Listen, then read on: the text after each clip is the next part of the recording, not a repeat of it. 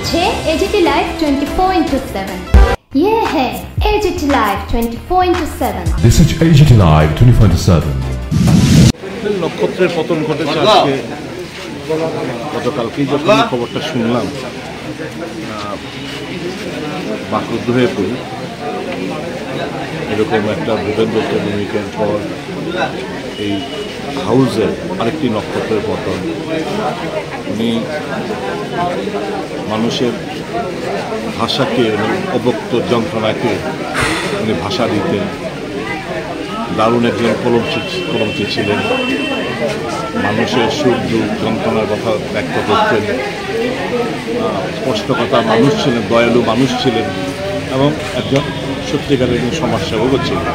এখানে আমার এলাকার উনি, আমি জানি ওনাকে চিনি, দীর্ঘদিনের সম্পর্ক।